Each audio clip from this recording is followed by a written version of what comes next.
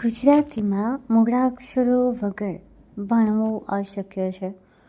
આપણે જો બાળકોને નોલેજ આપવું જ હોય અથવા તો ગુજરાતી ભાષા વિશે સમજાવવું હોય તો એના માટે સૌથી પહેલાં જો કંઈક શીખવાનું હોય તો એ છે ફક્ત પહેલાં મૂળાક્ષર. તો ચાલો હું તમને બાળકો થોડા મૂળાક્ષર સમજાવી દઉં, શીખવાડી દઉં.